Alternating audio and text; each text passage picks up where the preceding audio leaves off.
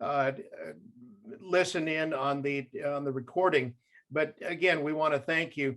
This, as you're becoming very obvious, this is very technical in what we're trying to do here in connecting. We have now narrowed down our teams. We know specifically we have 135 teams registered, and we are getting information out to them.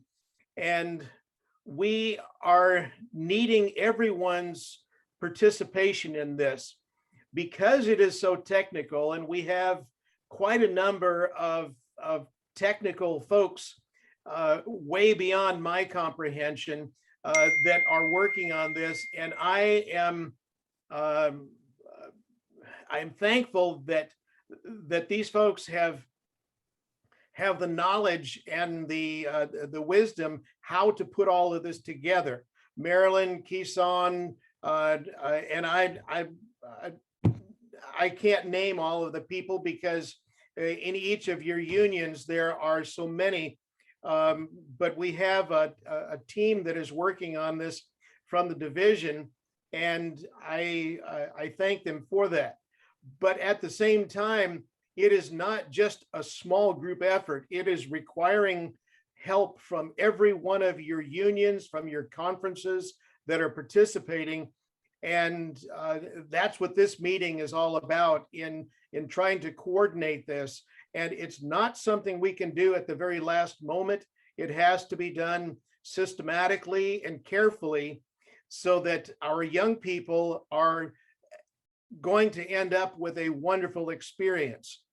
And we just thank you for participating, and know that just listening in today is not the end for each of you.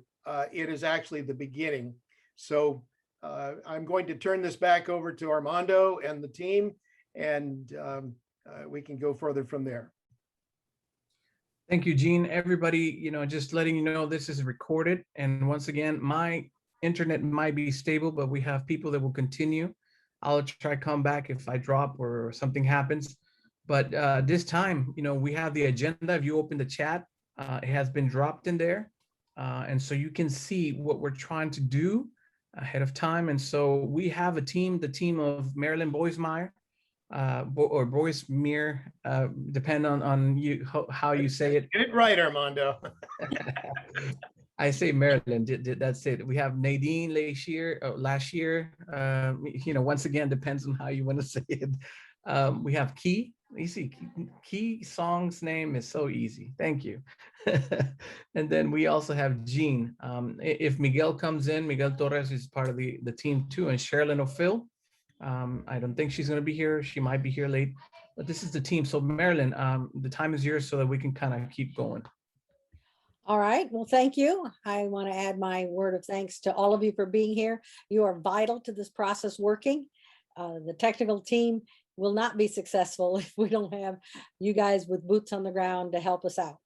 On the agenda, it has timelines. We've been receiving a lot of questions about the timeline. So I want to go over when things are happening so you kind of have an idea of how things are going to progress. Today's meeting is listed first. That's the first people we needed to get on board. You guys help us get started. Tomorrow we'll start we'll send you the monitor registration link. There's 2 links I want to send you. In fact, I'm going to do that right now. This link, I believe Armando already sent you, but just in case you didn't get it, this is the link for who in your conference or union is our best contact, the person we go to when we have an issue, a problem, or need help from your conference or union. It's a very simple form. It's just got like 5 things in it to, your name and what conference you're with and so on, so that we can real quickly have a central place for information. If you send it to us via email, it gets to be a problem, because if I receive 150 emails, all of them with somewhere in there is the contact information, I'm going to mess up. Okay, just gonna be honest and say, I won't be able to do that. So this gives us a really nice, concise way of getting the information. We're not trying to be difficult and make you do a lot of extra work, but for us, this will make it so we communicate better. So please, please fill out that so we know who to get to, who the contact's gonna be. And then the other thing, this monitor registration. We don't know who the monitor will be, Marilyn, before you go, just for those of you in the British Union, know that the Google Doc that is on the link will be revised so that they can include your union, because we didn't have that, but it's being revised as we speak right now. So just wait a few more minutes and you will have that information for those in the British Union. Okay. I apologize. Did not notice that. And that's what is vital. You guys will notice things we didn't see, didn't notice. Let us know. We will fix it as fast as we can. The link that you're going to get tomorrow, the monitor link, and I'll probably put it at the end here, you can start with it, is for the monitors. We don't know who should be a monitor for your teams. If they have to be in person, we don't know where they're going. We don't know who is a good person to do this. So we're asking the conferences to find the monitors for your teams, and then just let us know who they are and their contact information. So then we can do all the technical stuff with them and get them set up and so on. And we're going to go over that a little bit later of exactly what the monitors do. But we really need your help in doing that. There's no way that I in Texas know who would be a good monitor in New Jersey. Okay, I don't even know what the cities are. So, and if I go to Florida, if you have a team in Orlando and you have a monitor in Miami and they have to be in person, that wouldn't work very well. But I don't know this type of information, but you do. As conference leaders, you have people in your offices that know who your monitors are or who they can be and get them connected. So we ask, those are the critical informations, who we contact at your conference and who your monitors are. And that information we need sooner than later, because there's a whole bunch of work that goes on behind the scenes to make things all connect and work through. Permissions that have to be set up on web pages, permissions on spreadsheets, all that stuff has to be set up. But without that vital piece of information, we can't do it. So we can't even get started. We're like stopped at the gate until we receive the information from you guys. So I guess I'm kind of dwelling on this a lot, but it's just so critical in my mind that we have this information and as fast as possible, because there is quite a bit of work that goes on behind the scenes. Now, if you look at the schedule, you'll see that the first meetings with training meetings start on Sunday, the 11th. This is with the teams, the scribe and the director. We're having 2 meetings, one in the morning and one in the afternoon Eastern time. So to take into account the different time zones, we did it on Sunday because the kids have school during the day and in the evening they have homework. So we thought a Sunday would be the best time to meet with the scribes and directors, and giving them an option of 2 different times might help them out. We will go over everything they need to know. We can answer their questions. We can make sure we have the right information. All that stuff can be handled and they can feel comfortable. It is important to us that your teams feel comfortable that they're going to be successful. They have studied so incredibly hard that we don't want technology to trip them up. Okay, we want them to really do well. The training for the monitors we have in the evenings, and we have 2 of those because monitors they have busy lives. Most of them have other jobs. So we figured the evening would be the best. And we put them on 2 different days because they may have commitments on one or the other, but we have a very small window of time. So we can't like spread out the training over 2 or 3 weeks. It has to be that week. That's the earliest and the latest we can do it. So we will have training for them. And then we have judges training. Many of you have been judges, and the judging part where you evaluate the answer, that stays the same. But how the process works virtually, we will walk you through that process so that you're comfortable in doing the judging if you're selected as a judge. Jean is working with who the judges are, and those people will have their training. 2 trainings that are not listed there because they haven't been scheduled yet. We have a monitor technical team. Hey, Marilyn. I'm just going to interrupt. I think we might need to back up a little bit. There are some folks that maybe have a couple questions about who the monitor actually is what role they play versus some of the other roles. Okay, So could you just step back for a second? And also, we have a hand raised. So yes, Javier. Javier.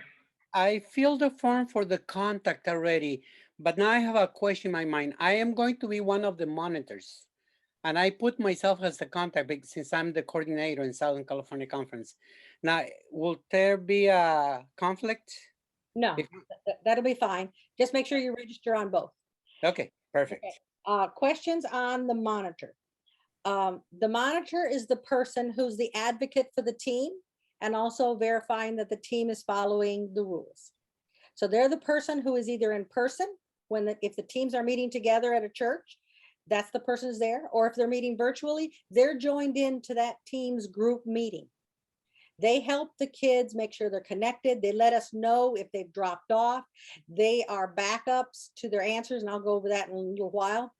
But they're basically the team advocate. You've used them at the area level, you've used them at the conference level and at the union level. The same role is basically played.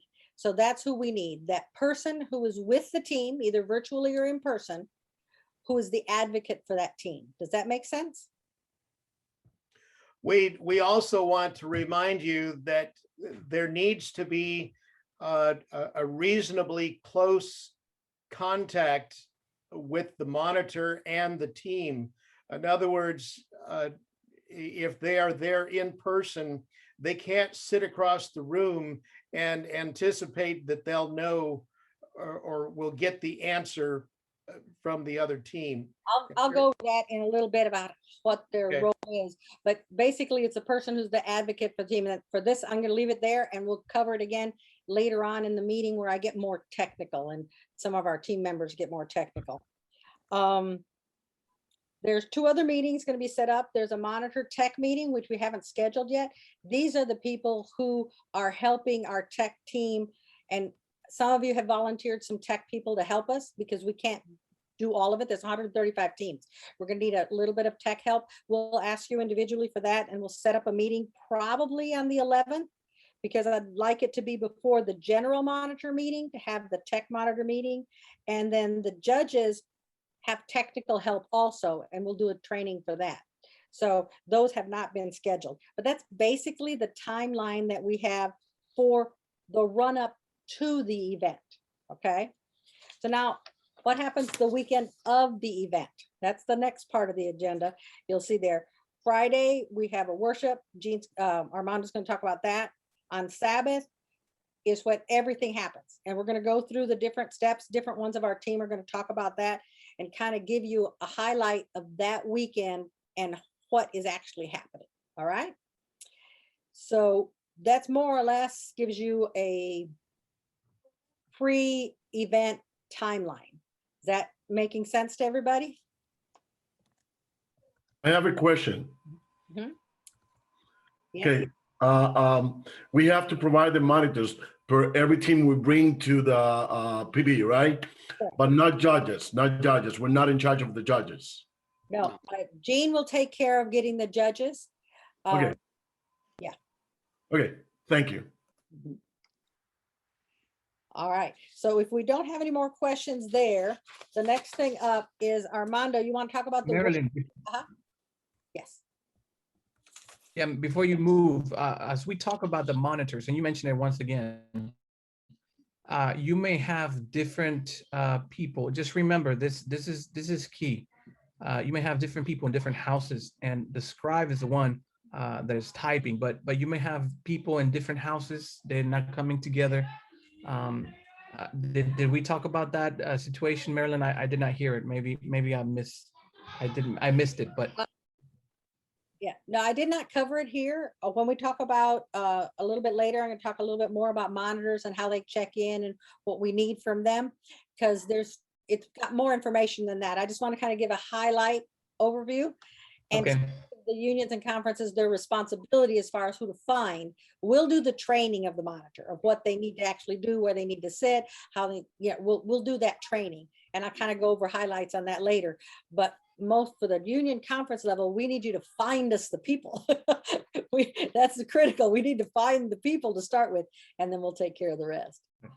All right, thank you. From my end, as you can see, that I put the agenda, posted the agenda again. You see the programming of the weekend. We do have a worship on Friday night.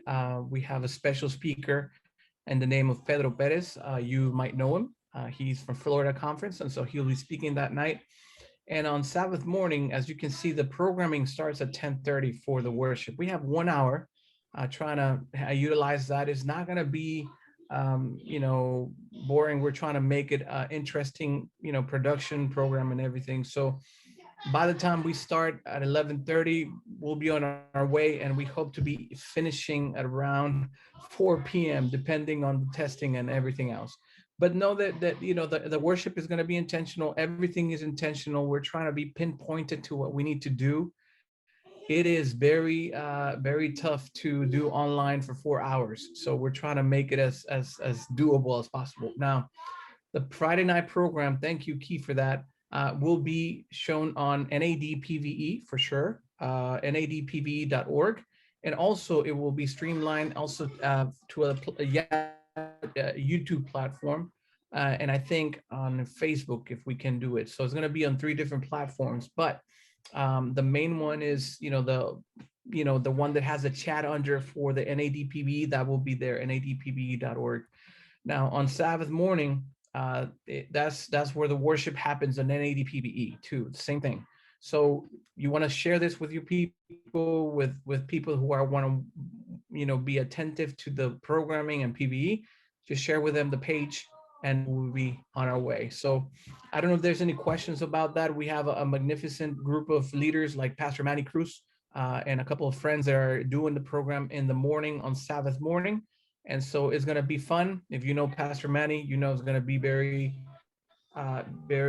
easygoing. At the same time, it's going to be very engaging. So just letting you know, that is going to happen in the morning. Now, there you can see that's basically it for the worship. I don't know, Marilyn, anything else you want me to add? No, that's what I wanted you to cover. Now we're going to go to the day of the event. And we're going to walk over some of the tactical things. Not that you need to know this, but I figure if you're familiar with what's happening, you'll feel more comfortable and you can direct questions appropriately. It's more on just informational. You guys don't have to do the technology, but it's also nice to understand kind of the process. So first up, I was going to have Kevin, and I believe Kevin's on. He was going to show us the website. Yes, Kevin. Can you take the floor and share your screen and show us the website, the nadpbe.org?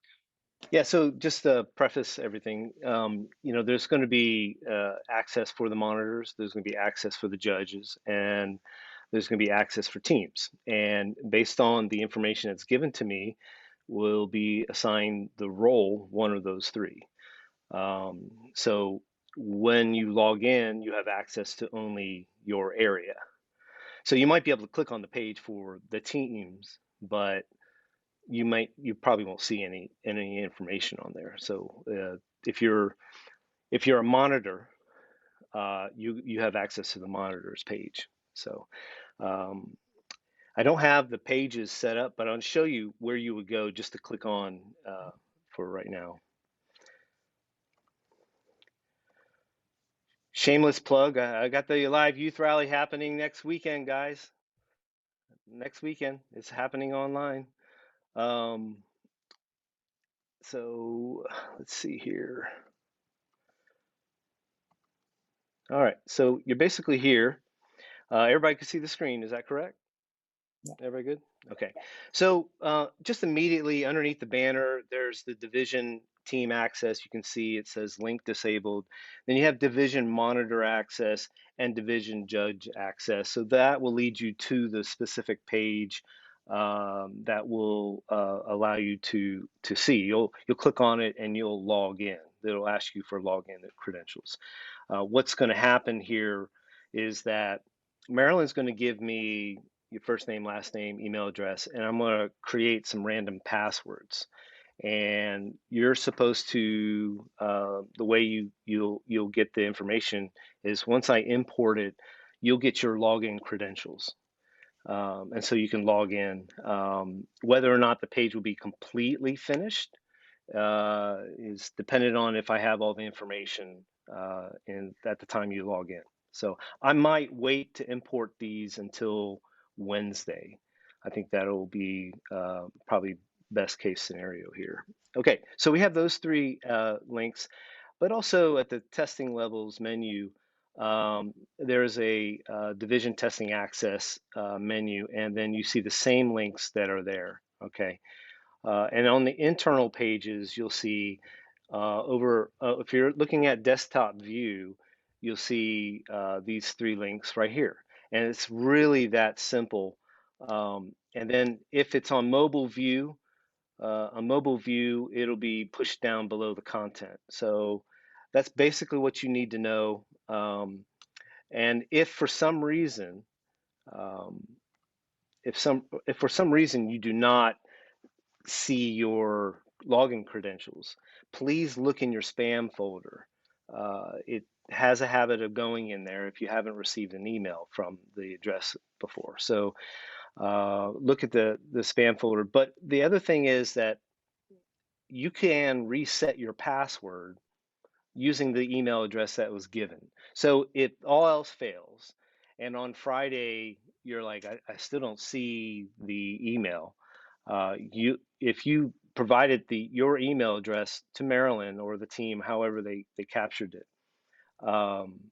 you could reset your password, and but I'll have my information available so that if there is an issue, I'll be on it right away for you. But I think that's it, Marilyn. Okay, thank you. All right. Marilyn, we have a question from Iguisa, Pastor Iguisa from British Union. Thank you, Miranda, for acknowledging me.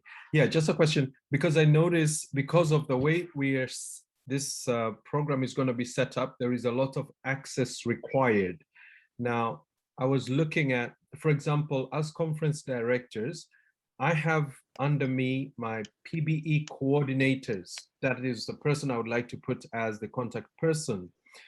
But because there is so much access restriction, do we as directors give our information differently so we can have access? Will we have access, or how have you thought about this? Or should we put ourselves as contact person even though we have different PBE contact persons for the day? Thank you. Whoever you need to have access, register with on the conference union registration page, because that's what I will use to give to Kevin to drive it. Whoever needs access to the different areas. Now, if you're not a judge, you're not going to get access to the judge's sheet, okay? But you will get access to the team's sheet, to the team page, okay? So depending on the role that you're playing, you may have more access or less access. But if you go ahead and register with the union conference registration link, we'll put you where we think, and if that doesn't work, we will adjust, okay? Yeah, and one more thing too is it's very important if you're trying to register someone else, please make sure their email address is correct. Double, triple check it, because that's a big thing. Somebody's going to say, I can't log in. I don't know what happened. My director, signed me up. Verify your email address, okay? Because otherwise, that's a big problem that we'll run into if it's not taken care of. That is a very big problem. Some people have 3 and 4 and 5 email addresses. It's the one that they check and they use. Okay, it's very important. It's the one they check and they use that we have. I have ran into that problem at the union level here at the Southwestern Union, where people, well, I can't get in. Well, how are you logged in? Oh, with my Yahoo account. Well, that's not how your director gave it to you. So if you even if you have to reach out to the person directly and say, what email address do you want me to use? I'll use that. Not one that you may have on file. Oh yeah, it's your email address. Well, which one? Which one did you use? And we had that same issue with One Team Playbook when we did that back in September. We had a lot of pastors that were registered, but their email addresses were incorrect. And so we scrambled just trying to get them in. we had to basically re-register these folks. So just make sure that that is something that you really pay attention to, because that's crucial for getting the access. Good point. Thank you. Next up, I'm going to have Key kind of walk you through what check-in is like. Hey, hold on 1 second. So on the day of the event, and probably prior to the day of the event, we're gonna give access to each team this link. So the team, I think at a minimum, the team scribe is going to be able to log in here using their unique username and password. And it'll have at least two things. One, it will have the Nearpod code that is assigned to the team. The Nearpod code that they need to use to log into their Nearpod session. Two, I think it may have the Zoom link to the main Zoom session. So those are the two main things that are going to be on here. Now, just to kind of give everyone a refresher, so, or not refresher, but this is how we're going to do it for NAD. Most likely, most of you, if you've used Nearpod, what you did was had one active Nearpod session going for each testing session, because we had few teams.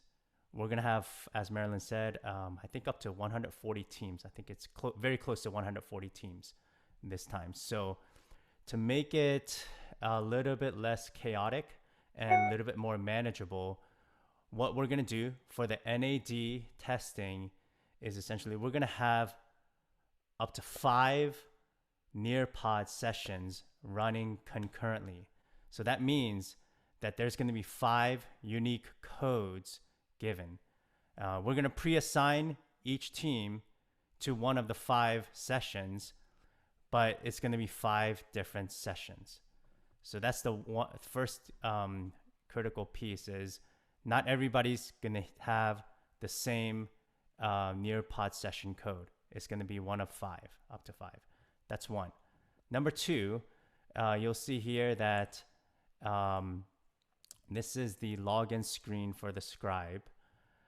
It's very critical that each team log in with their assigned team number and their team name that we've given to you guys. It's kind of a concatenation. The team name is going to be a concatenation of the church name / team designation, like their team name. This piece is so critical. This is why we have to have a separate meeting, training session for your scribes so that they enter in their team number correctly into Nearpod. So if you forget everything else from this meeting today, the first takeaway from my part is it's going to be 5 different Nearpod codes. And then the most important part is the name that they enter into Nearpod when your teams enter into Nearpod has to be exactly the team number that they were assigned. If this piece is wrong, everything else does not work well. So how are we going to manage that? I won't go too deeply into it, but basically when we ran our our Southwestern Union testing session, what we used WhatsApp, but we're going to most likely use the website chat functionality under here. All the monitors will be logged into a chat session. And what we'll do is prior to the start of the testing session, we're going to be able to see teams logging into Nearpod, the test administrators, myself and my team. And we're going to be able to see all of the teams logging in with their assigned team number and their team name and church name. If that is wrong, then what we're going to be able to do is we're going to communicate to the team scribes, hey, you logged in with your team name incorrectly, we're going to kick them out. It took us at the Texas conference and even at the Southwestern Union with, anywhere from 20 to 30 or so teams. This was the biggest bottleneck for us. It took anywhere from 30 minutes to an hour and 30 minutes to get everybody logged in correctly. So that's the biggest piece. Once they log in correctly with their assigned team number and team name into Nearpod to the right session, we should be good to go from logging into Nearpod. And then after that, everything else will be, pretty much normal as they've been doing through, previous sessions. All right. Any questions so far?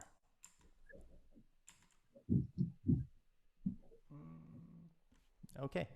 I think that's it for logging into Nearpod. So takeaways is 5 sessions. This piece is critical. The team name, team number. If that's not right, we're going to kick. So I've had to kick teams off, 10, 20 times because they kept typing in their name wrong. But as long as we have that unique code logged into Nearpod, then we should be good to go. All right. Isan? Yes. So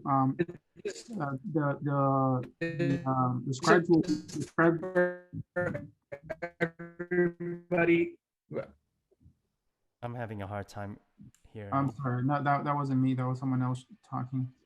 My question is, so the scribes will be sent this ahead of time, right? Yes. So we've already assigned, I don't know if we've distributed it yet, but we have already assigned team numbers, that unique code to each team. And then for that during that scribe training session, we will give it to them again. Okay. And then we will also have it in here as well. So we're going to try to communicate this many different ways, many different times. And then even on the day of the testing, we are going to distribute this to each monitor as well, so that the monitor that's assigned to each team will have that information as well, so that they'll know that the team scribe is typing in the name correctly. Hi. This is Marilyn Brooks from Florida. I have one question regarding the Nearpod code. Yes. When will you be giving that out to the scribes or monitor / scribe? I know you're giving the numbers out prior to, but when will the codes be given out? Because I'm going to be asked. I think I'll field that, Key. The goal is to have that stuff out Wednesday. Okay. So Wednesday, Thursday, they should be looking for an email. By then we should have everybody trained, because we don't want to send stuff out too early, because then people have all kinds of questions. Right. So basically we're waiting till the training's done and then we'll send out information. But as Key said, we will have information in multiple places and try to communicate it multiple ways. Okay. So make sure everybody's on the same page. Okay, thank you. Just one more comment to everybody. Thank you, Keith, for that. Do you notice that on the day of the testing, the check-in starts at 8 a.m. I mean, we had it at 10, but I think we went to 8 because of the fact that we have noticed that at union level, it took a lot of time to get those teams in. So we want to give ample time to those scribes and people in the teams to get in their places. So please make sure that you notify your teams that they can start setting in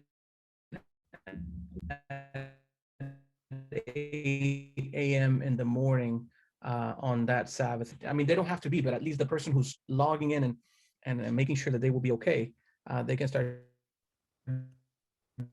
doing it in the morning. It's gonna be 5 a.m. for us. Well, right. So you can maybe be a little later, but the British Union can come in earlier.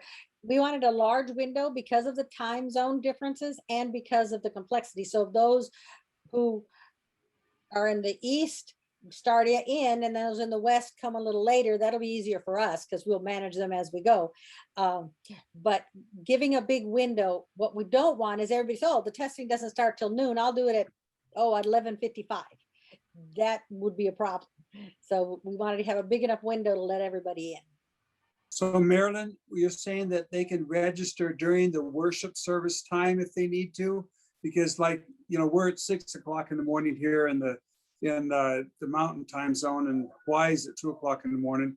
But we can do any time up to that time that we can start. Yes, I would like everybody in by 11 Eastern. Okay.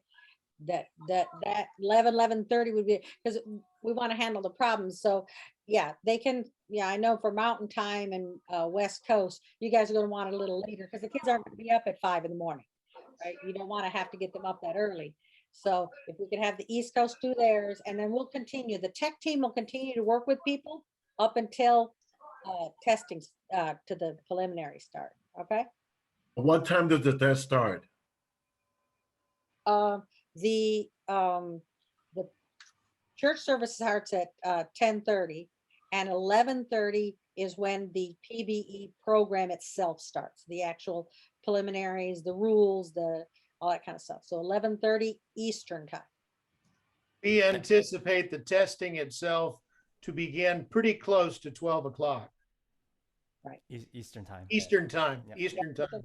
That is, 12 we'll o'clock, okay. stay with saying Eastern times, because if we try to get all this, so when we say a time, we're trying to keep to Eastern time because that's where Armando is. Key, if you would unshare your screen, I'm going to talk a little bit about monitors. Monitors will come in through the website, what we showed you before. They'll come in and there's going to be a number of chat rooms. They'll be by, there's going to be 5, just like we have 5 Nearpod sessions, we will have 5 chat rooms for the monitors. And I've grouped them so we have like 3 unions in each one, but it's depending on the size of your union, of number of teams you're bringing. I tried to have an even load for the people who are in the back monitoring things. So they have about 25 teams that they're tracking, because that in that chat is where a monitor would say, my team dropped off. Okay, so we know to get them help right away, because the testing doesn't stop. It just keeps going. And if somebody drops off, what happens? Well, we have things in place to help them out, to capture their answers and so on. But it's very important that we know they dropped off. The team has a technical person that helps them get back on, but they keep listening and answering questions, and their monitor is the person who helps them get their answers in if it's not. And the way we're doing that, and let me see if I can share my screen here.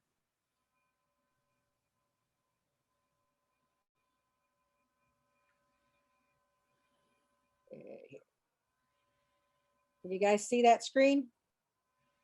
It says test right here under answers. There is a Google sheet set up for every monitor, and they're all done now, that they will put in answers. They will type them into this Google sheet. So the team enters their answers into Nearpod, and that is our main source. But if for some reason the answer doesn't come across, like we have had things where the kids accidentally put a special character in, the hit control or option got hit, Nearpod blanks out that answer. It's garbage. It isn't an answer. Okay. And they won't know that their answer didn't come through. But the monitor will be typing their answers at the same time they're putting it in Nearpod, the monitor answers. And now one of the questions we had at unions, well, I don't type, or I can't watch the team and type. It's perfectly fine for the monitor to have an assistant, have somebody there who's helping type in answers while they're doing other things like observing the team, especially if you have a totally virtual team. Somebody has to be watching the kids. Well, another person can be typing into this spreadsheet. So we had at our union event, we probably had half of the teams, the monitors had an assistant, because they just felt more comfortable working that way. And that's perfectly fine. But they will type in their answers here. And when the judges get the answers, they'll get the Nearpod answer, which is what the kids entered.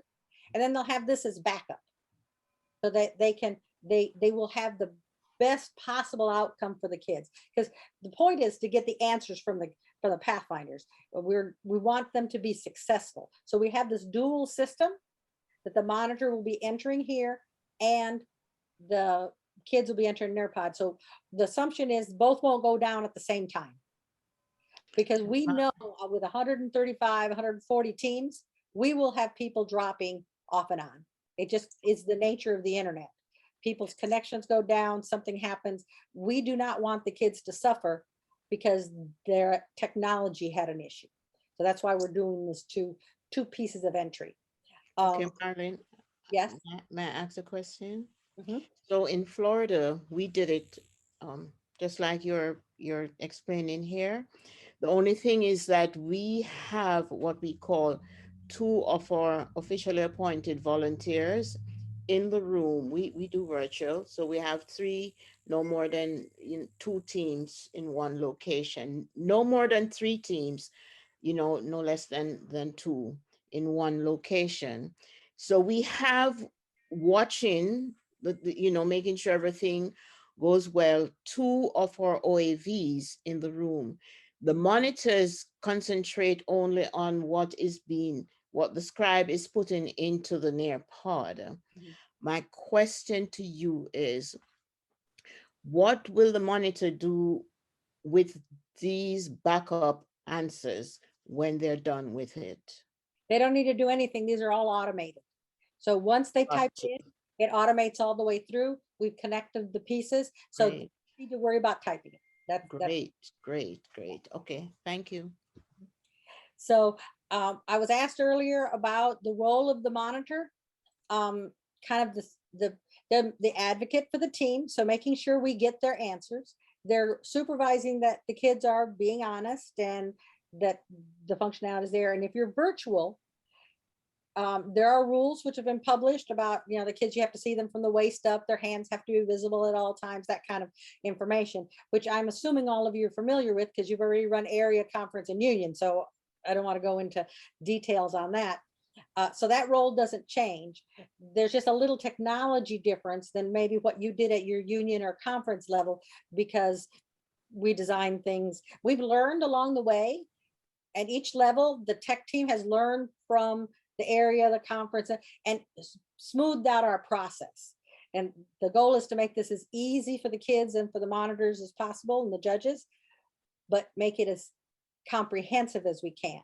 So you'll see how we move along through their pieces. Madeline, I have a question. Mm-hmm. Now, earlier you said that we have to provide a monitor per team. However, now you're saying that you need to have 2 monitors in every breakout room. No? No, it depends on your monitor. Some monitors are perfectly comfortable typing and watching. They multitask great and they're comfortable, but some were not. What I'm saying is you have the option. If your people are more comfortable having 2, or like Florida did, they had 3, just however makes it work. We're not going to dictate how you do your monitoring situation because your teams, your personnel. But we do need this sheet filled in, the sheet that I have displayed on my screen. So somebody has to do that. So when you're thinking of who you're picking and how you're assigning out tasks, keep that in mind, that somebody will be typing as a backup to the kids. Okay, so if we have 2 monitors, one that is typing, the other one, then what I'm trying to say is then we will need to get those extra monitors, right? And then they will have to go through the registration and training process. Okay, good. Yeah.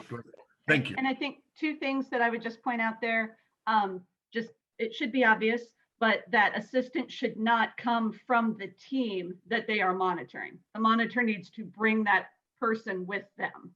So not from that specific team.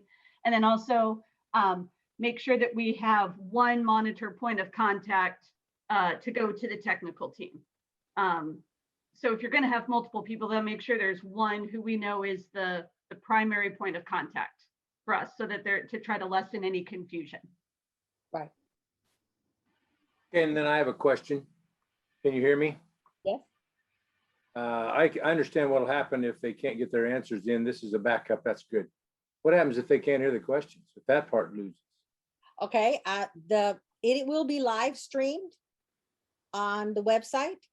when we meet with the scribes and with the directors, we're going to recommend that they have some other method of having that available. Some churches are broadcasting it on their main screen with a different computer than so the ones that are not virtual, the ones that are together, that's how they're doing it. So they have two connections, but have a backup way to get there. It could be their phone. It could be whatever method they want to get to the live broadcast. That live broadcast will not be passworded. It will not be, there's no registration for the live broadcast. So it could be some parent's phone that is a backup that they can have it. They have it on mute. Oh, it went down. They unmute their phone and the kids can hear. You know, each team needs to figure out how best to do their technology. We will give them ideas and ways to do it, but every situation is a little different. What technology they own, what they have available to them. So we don't want to dictate how they do it, but yes, to hear the question, they need to see the live broadcast. Pastor Iguiza has his hand raised. Thank you for that. Just speaking from our experience here at the British Union Conference, thank you so much for this backup option. The experience that we've had is that sometimes monitors are not able to type at speed. Would there be an allowance for a monitor to write down, or do we need to look for specific monitors who can type at speed? What we did here, because of that, we made an allowance whereby they will write down the answers of the kids. This is the backup for the backup option. And when the results are handed in, we also got the handwritten. Do we have that option on this, or do we need to look for typists? Thank you. You need to look for typists because we're going to be judging real time. We're not going to be, the judging will start happening real time. These answers that are typed in here go to the spreadsheets with the judges all real time. So finding somebody who can type fairly well. Now we had some teams this on the union level where they had somebody writing them down just in case they got behind because they were nervous. Some of our monitors were nervous that they couldn't keep up. So they had somebody writing and somebody typing, you know, whatever will put it together for you. Because if you're behind a question or two, that's not going to be a problem. But if you can't, wait till the end to do it, because we are doing simultaneous judging. So somebody who is comfortable typing, not a two-finger typist, you know, you need somebody who can actually type would be good. Somebody who can spell helps. Making sure their spell checker is off so that it doesn't auto-correct their answers. Because if they're typing Nebuchadnezzar, the autocorrect makes it some other word, you know. So there's these kind of hints we will give them in our training. We will give that information to them to have them keep up. We had one team at the union level that did not turn their autocorrect off. And you could tell when you read the answer that it had been fixed. So the sentence made no sense what they typed. But when we saw what the monitor had typed, oh yeah, that's what they meant. Okay, because it was just got auto-corrected. So it's important that we have people who understand how to type well, have a keyboard. Don't try to type on an iPad because that's asking for problems, you know, that kind of stuff. So work with your monitors to have the technology to make them successful, and pick monitors who are comfortable with the technology you're providing. Does that make sense? Yeah, so that brings me to a quick question for you. As a monitor, speaking as a monitor, and I'm typing the answers. So I'm typing the answers exactly as the team is typing it, right? So for example, if I know that they have a spelling mistake, I don't fix it myself, do I? Or do I type it just like they type it, or do I correct it myself? If they said it audibly, like somebody said the answer was Joshua's trumpet, and the guy mistypes trumpet. Right. Well, you heard him say trumpet, so type in trumpet. Don't mistype it. But if if you're not hearing it, then all your option is to type what they typed. And our judges will look at it and say, well, yeah, we know what they meant. We're not going to punish a team because they can't spell. Okay. But we do have to know what it is. We have to recognize the word as something that we understand. Got it. Okay, thank you.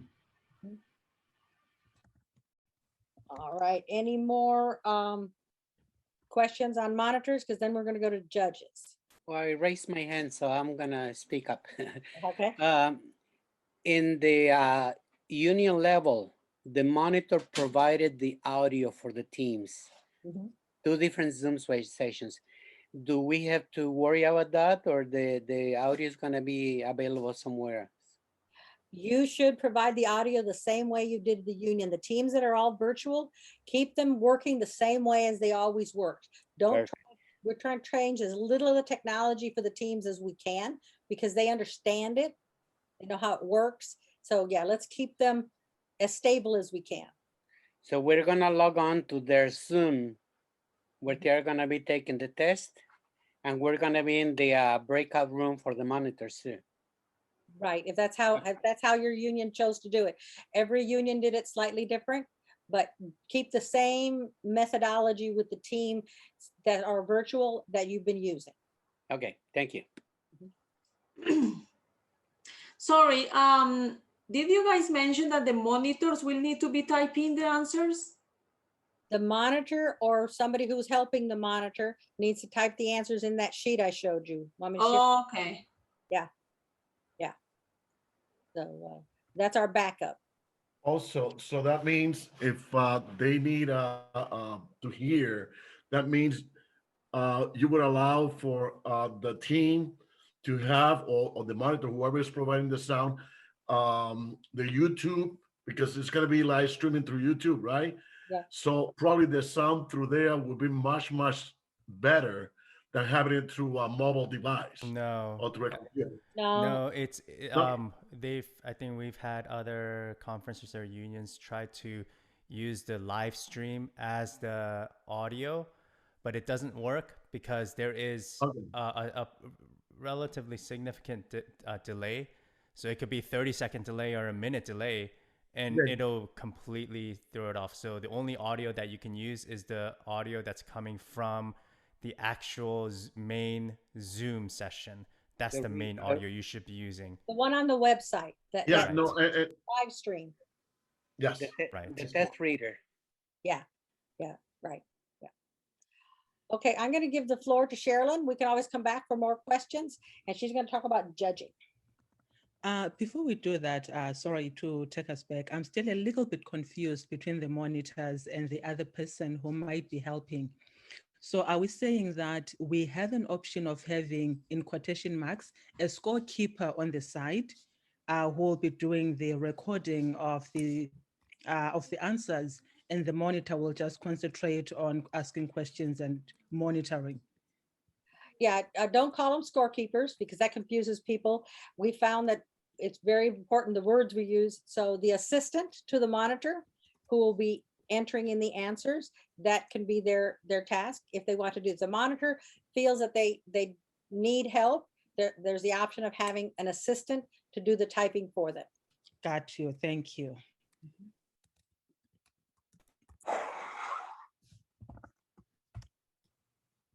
Okay. For our judges, as Marilyn said, we will be judging as the testing is happening. So if you are a judge, if Jean taps you on the shoulder and says you're one of our judges, start planning to not actually be hearing and participating directly in the program.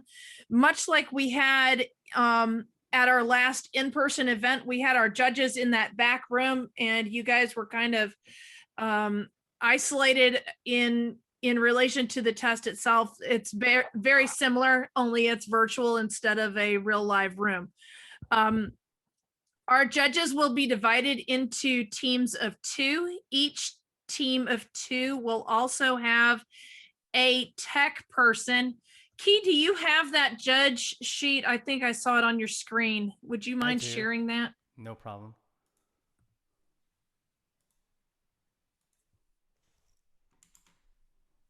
So judges, your tech person will be showing you basically this type of a screen. Your job will be to look at the question, look at the original source, meaning either the Bible commentary statement or the Bible passage, and make sure that the official answer is what is in the Bible passage and there aren't any other options, then you will go down through and you will score it. Your tech person will enter the score in this sheet. So judges, you do not have to be majorly technical. You will simply be doing essentially what we've done in the past, only we will have a technology piece because it's online. So we could be one finger typing, right? Right, yes, You don't need yes. to be typing. Judges do not need any really major typing skills. All we need you to be able to do is read and understand the Bible passages and be able to look at what the question is versus what's in the Bible. And if a lot of my teams have asked, so how do we challenge questions? There's a very small need for challenging questions because the way we're doing judging is that we are reviewing everything compared to the Bible passage. And we do not have that scorekeeper limitation of having to go with just the official answer. So we're kind of combining those two roles, the scorekeeper and the judge, into one role for the judges. But Marilyn, do we still have the challenge form if they feel the need to submit that? Yes, and I will. How do we access that, or do we just need to let everybody know that there will be a form and we can go over with the monitors and scribes how to use that if they need it? It'll be on the monitors section of the web pages, and it'll be a button they click, and then the team tells the monitor what they're challenging. The monitor puts it in, types it in, and then we'll pass it to the judging team what's being questioned. But Okay. yeah, it'll be there. So it will be there. Most of my teams have found very little reason to need to do that, simply because they know that the judges are going back to the original source, meaning the Bible and the commentary.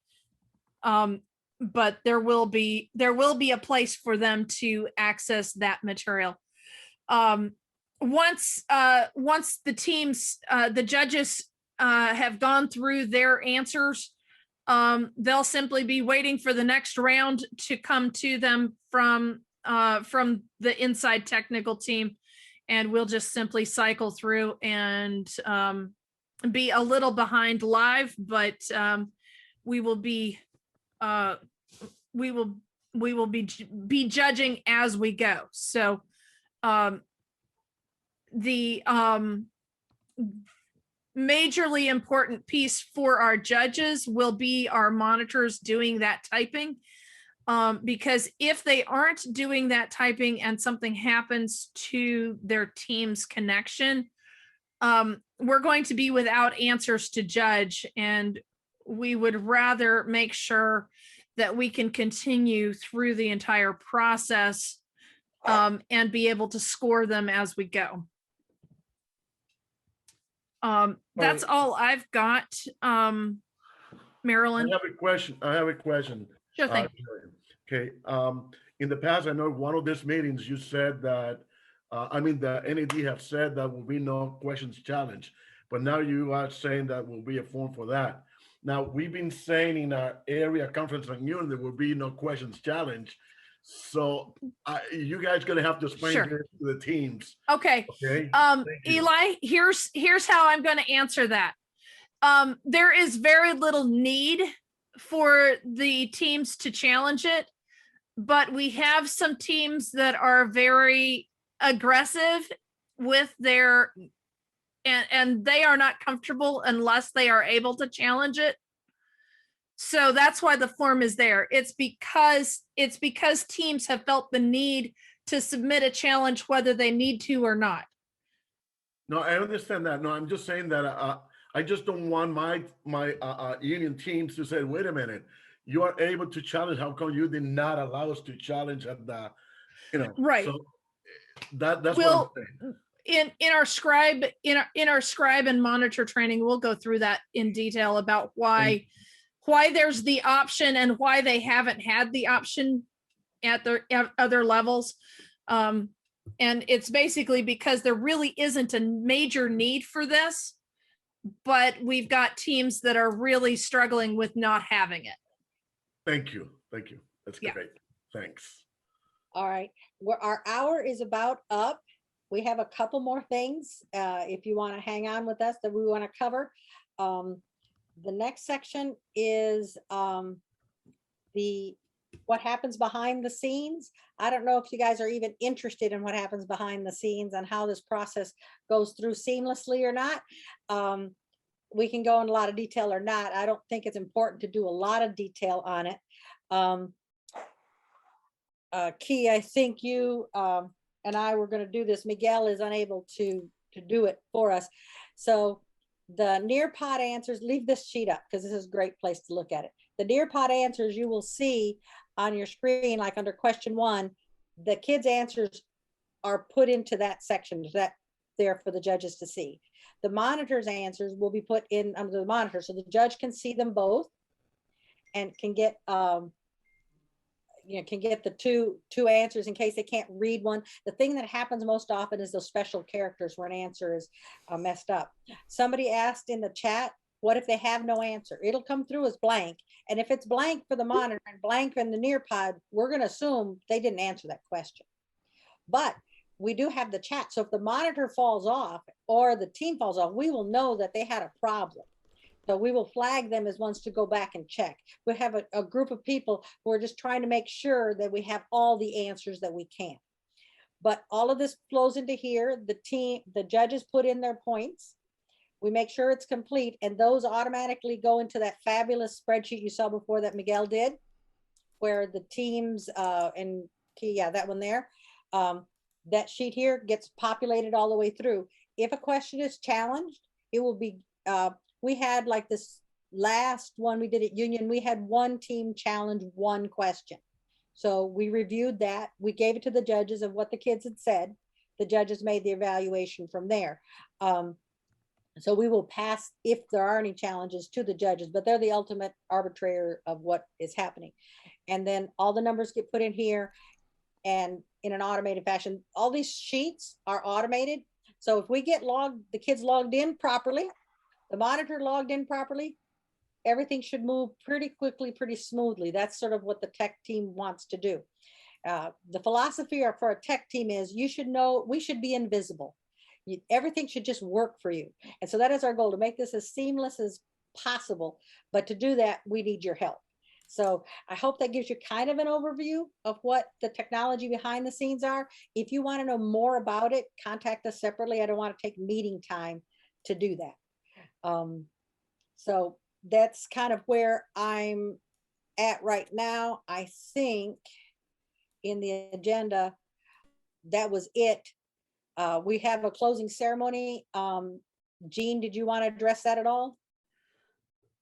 It's not going to be very lengthy as far as the closing ceremony, but it will. We will be announcing the teams.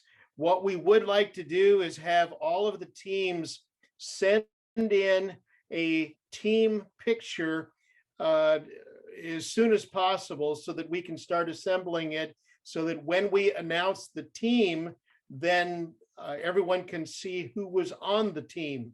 And then we will show the placement of that particular team. So please, we'll be making announcements to them, and we'll get that taken care of. Yeah, I need to, we will have to send you the location where those pictures need to be sent, where they need to be dropped off, because they're too big to just like email to people. So we'll need to give you that location. That technology has not been designed yet. So as soon as we have it, we will send it to you, to the monitors, and to the teams. If they don't have a picture or don't want to send a picture, we'll just have their name. They will be recognized, but a lot of them like to see themselves on the screen. They made it, they were there, they participated. So if you can get a good picture of the team, that would be fabulous.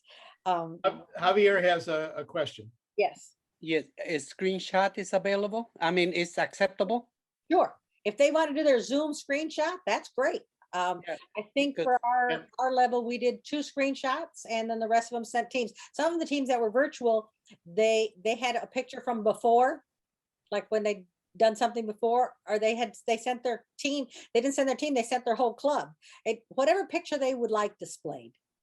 We're good with that. We just want to make them feel recognized as they were there, they participated, they worked hard. Congratulations. Okay. We need to close. Is there anything else that we need to present, Marilyn? No, that's all we need to present. We'll be field any questions that you like. After we close, if you stay on, you can ask some questions. We'll be here afterwards to answer any additional questions. Folks, let's close today's meeting with prayer. So let's bow our heads. Father in heaven, thank you so much for, first of all, for your scriptures, and that we can, our young people can learn and study and present answers and demonstrate their knowledge. But Lord, in these times of sickness and pandemic, Lord, we thank you for technology that is helping us to continue the program, even though we're not able to, in most cases, meet in person. But Lord, guide us, help us to be able to use this technology to the best possible use, and may our program be wonderful and according to your will. Lord, we thank you and ask for all things in your name. Amen. Thank you very much for joining us. We truly appreciate your time on this holiday weekend that you took out to meet with us. Really, really want to thank you. Thank you very much. Thank you. I assume we are going to be getting a next email, right, for the next meeting? Yes, emails will come out for the different meetings. The first things is to get your conference people registered, so I know who to send those emails to.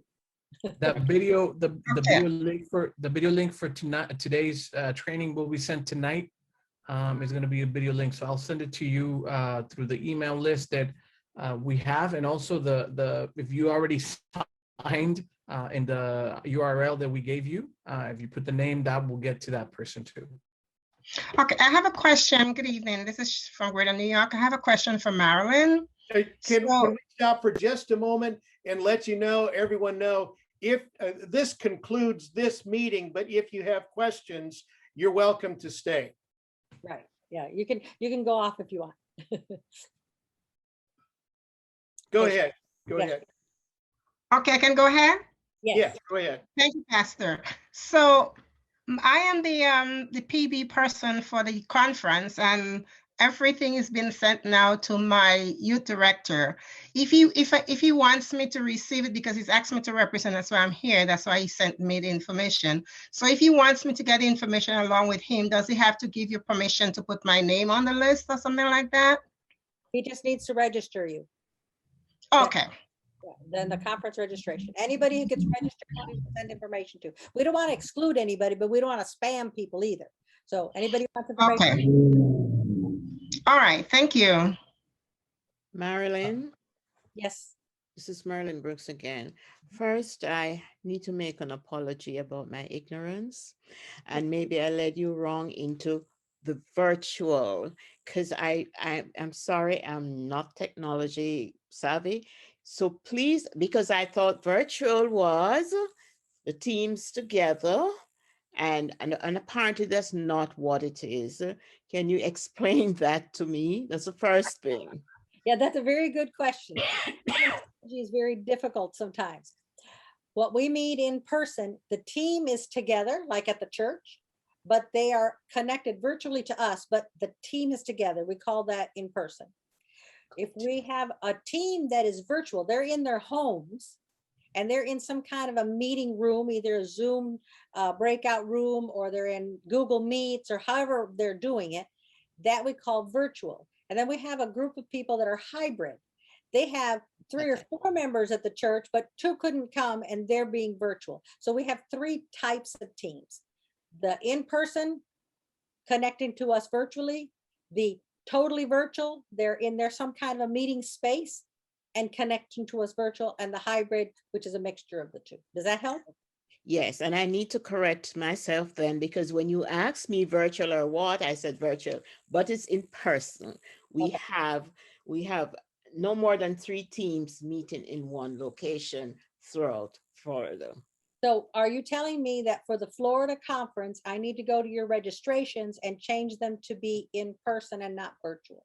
Yes, and I'm sorry. Please forgive my ignorance. No, that's fine. I'm glad to do that, but I want to make sure that I'm not Yes. doing something I shouldn't. That is how we're meeting. Okay. Okay. I'll We do have 6 locations for 13 teams. Okay. I'll do that. And I'll send you a note when I've done to make, and what teams I changed to make sure you agree that I did the right thing. Okay. Okay, thank you. My other question is, I don't know if you said it, I did not get it, the times that you will be having the different trainings, scribe and directors, monitors, judges, and tech personnel. Did you give us time, or I just missed it? Agenda that's on the chat room. If you go to the chat, but I can send it to you separately. I'll be glad to do that. I'll send you the times we have. There's 2 that we haven't scheduled, and those are the tech trainings. And if I get a time for that, I'll let you know. But the agenda for today had times for the trainings, and I'll send you a copy. All right. I appreciate that, since I might mess up. No problem, no problem. Okay. Hey, Marilyn, I think, oh, I'm sorry. Were you done? Yes, go ahead. Okay. We had a question in the chat earlier from the British Union, I think specifically about the Irish mission using Nearpod. So I tried to answer it in the chat, but I think there might be some follow-up. So I'll hand it over to them if they still want to ask that. Yeah, hi. I just wanted to ask if, like in the Irish mission, because we don't have really many teams, we didn't use Nearpod at all. So for us, this is going to be new. And the question was if it's all right for the teams to write their answers in Nearpod. This is what we did. Like, we used Zoom, for example, and in the Zoom chat, they used to type the answer. And then as judges, we checked afterwards and went through the stuff. So that really wouldn't work, but okay.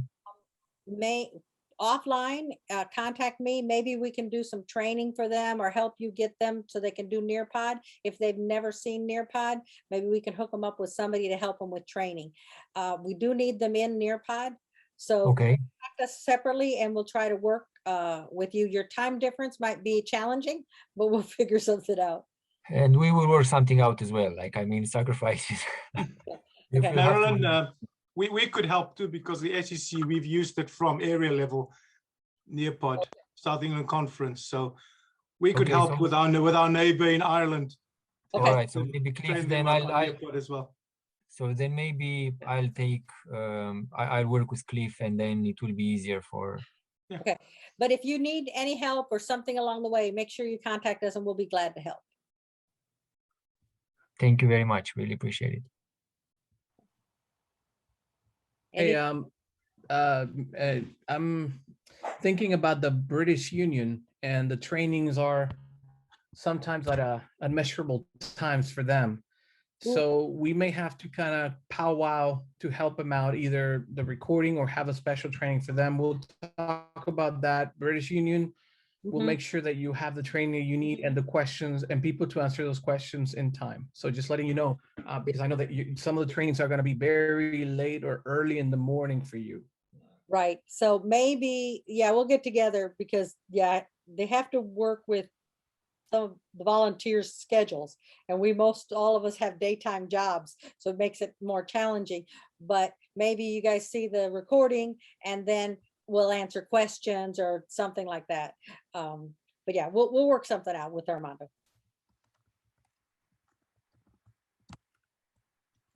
Marilyn, this is to you. I don't know if I'm jumping a queue. In the British Union, as you know, our lockdowns have been very different. There have not been an opportunity for teams to meet at all. All churches are closed. So we had a situation whereby when we tried in the area level for the scribes to be from the team to be able to type, it caused major problems.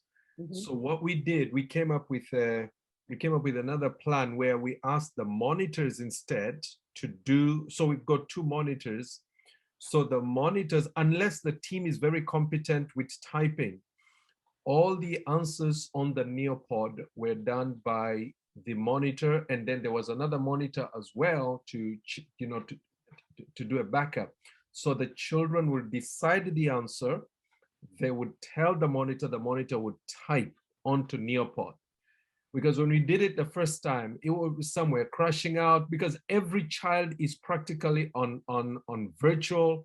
The internet plays up, it just caused us major problems. So we decided, you know what, let's relieve the team from having a scribe issue. We will organize that we have every team has 2 monitors, and one of the monitor will be responsible for actually typing the answer or doubling as a scribe, and as well as, you know, responding. So I just sort of mentioned this because I think in your presentation you said you needed the scribes to be in for the training. We discovered that caused us a huge problem because of internet issues, and virtually all children are on virtual, and it's very difficult sometimes for the internet sometimes to plays up in their homes and things like that. I don't know, what are your thoughts on this? Jean might have a call on that. We did at the union level, we had one team that had no one who could type. None of the children, they were all like 10 years old, 10, 11 on the team, and they couldn't type. So we made an exception for them, and they were allowed to have a typist, and it just, a typist is all it was. But Jean, you want to chime in on this? Equisa, I'm not 100% sure what I'm understanding what your concern is. Okay, so the scribe normally is a team member that will write the answer. Right. But the issue we faced here was because virtually every child in the UK, we're not able to meet face to face. We tried at the area level to have the children to test it before the area level. We try testing where the children actually type on Neopod. Right. We discovered there was a problem because some of them that were typing were a bit slow. Some of them were having issues with internet connection. So what we decided was, for every team, they have 2 monitors. One monitor is, sharing the Neopod screen and reading out the answers. When the team discuss and agree or come up with an answer, the one who types is the monitor, not a scribe. So that was the question, because I think, and that worked out very fine for us, because then the children would not have to worry about, is my internet going to capture my answers in time, and do I have to think about the answer and then type it and so on and so forth. So the monitor, I think I don't have a problem with that. I know that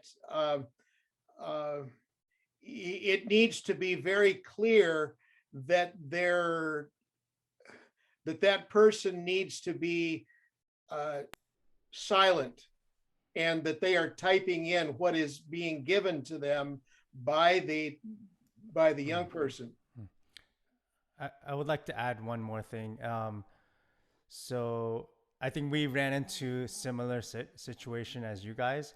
So that's why we had this backup one where we have the monitor also typing directly into a Google Sheet. Yeah.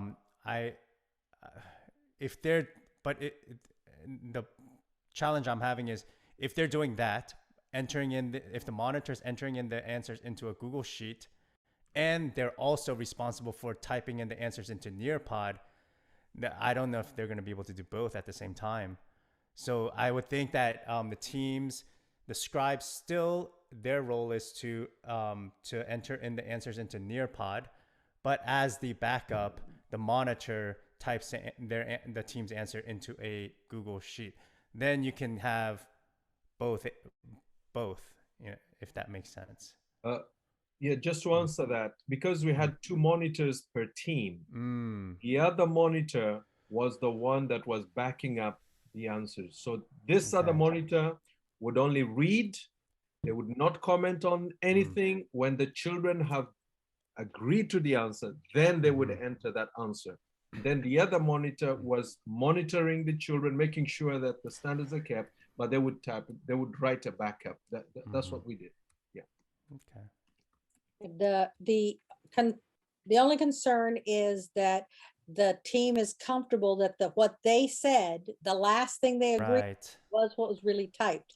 I would rather they type their answer and the monitor gives the backup, and we will see that if they didn't get it in or they misspelled it or didn't type it, we still have the monitor's answer. And as you saw on the judges sheet, they're side by side. So it's not like the judges won't see both answers. So if the kids type or do whatever. So I think many of the teams will feel more comfortable that it was what they did, not what somebody heard them say. Right. You know, I think the kids will feel like that they're more in control. Right. Yes, I don't know how to say your name, Mr. Vernon. So I was just going to say, we had problems with kids typing it in fast, but because we had the backup, we didn't worry about it. The judges saw a lot of half-written answers, and they just smiled and knew that the kids didn't get in before the buzzer. But they had the backup, and so we just assured the kids we got your back, and it was not a problem for our conference. Good. Yeah, I think I have a solution for that. Just have them text their answers on their cell phone. They're super fast at texting. It's amazing how fast they are at texting. Yeah. Cassandra from SEC UK has a question. I was just going to say we had the opposite problem in the SEC, in that in the area level, we had our monitors typing the answers into Nearpod. The kids were not happy with that because the monitors were slow, they were making mistakes. Right. And so we had to change it. So the kids then entered their own answers into Nearpod from conference level upwards. Right. Yeah. And it was much That's what I faster. was thinking. Yeah, that was my Much faster. yeah. Yeah, these kids, they're going on school on the internet. They've been typing, they've been using the computers for the last, 12 months. They are much more comfortable. Many of your monitors are going to be with doing stuff in Nearpod. So I would recommend that we do that, that they do it, and then we just have the backup from the monitor. Thank you. Okay. Anything else, guys? Hey, yes, I have a question. About, once we finish with all this, and the thing is going, how do we just log into, there we go again, YouTube to see the whole thing, or okay, that's the way we are going to be seeing. Yeah. Yeah, basically, if it's not the kids and it's not the technical team, the people that are just viewing, like the parents and coaches, they can view the live stream on the NAD website, which is also going to be simultaneously streamed on YouTube and maybe even Facebook. Yeah, but with the time delay, use the live stream. All right, so that's for us then. Okay, good. Yeah. Good. Any other questions, guys? I do, because we want to help our teams to know. You talked about a challenge, opportunity to challenge. That means that they have to know the response from judges so that they know what was. No, the only thing they get to challenge is the question itself. Was the question misleading? Okay. So they're challenging the question, not their answers. Right. The challenge, this question was misleading. This question, like the one we had, was they didn't like the wording of the question. They thought the answer given to the question they thought was disconnected. So that was their challenge. Yeah. Okay. Thanks for that. Will help our teams, because throwing out there that they can challenge is not going to be exciting. So yeah, that would open up a whole new can of worms. Right. Yeah, that's why I was saying what I said earlier. Yeah. Just challenge the question itself, not your answer to the question. Not the answer, just the question. Okay. Thanks for clarifying that, because that helps a lot. And then I'm sure you guys already know, but we basically all of question number 1, for example, the question for all 140 teams will be answered or graded by the same set of judges every single time. So there's no, difference between, this judge was easier, more lenient than that other judge. It's all every question is going to be and that was graded by the same set of judges. Yep. And that's one of the advantages we had in our union, is that the judges looked at, we divided it up, but the same set of judges were looking at all the answers. And sometimes we went back and said, there's something hinky going on because we got 4 teams saying the same thing. So we searched, the texts and so forth, and came up with, oh, well, let's accept that answer. And so, we did look at it very carefully. And I'm saying, how can you then challenge an answer when you were looking at all of them? But now saying the question, that's very different. Thanks. Dan, the one thing that a challenge does is it alerts our judge team to the fact that there's 1, 2, 3, 5 teams that have a problem with question 3 or whatever, the way it was wording, that kind of thing, could help our judge team be more careful about looking at a specific question if we get a bunch of challenges to one specific question. The other thing that the spreadsheet that we have will also kind of bubble up naturally. Let's say there's a question and only 5% of the teams are marked as having answered the question correctly. Well, we will take a look at that. We've seen that before, where it's like it's supposed to be false, but it's true, or the other way around. And it should bubble up. And if a higher percentage than normal are getting that question incorrect, then that'll bubble that up too. Pastor Lenis? You answered my question already. Okay. I was going to ask what is going to be done with the challenges. Yeah. And it'll go to, you don't look at them. We just kind of give them the opportunity. Then we just throw them out. Now, just to say we got it. Okay. Well, thank you for your input, and we'll be seeing you in the next meeting. All right. Cool. All right. Bye. Thanks, guys. Thank you, guys. Okay. Bye. Bye.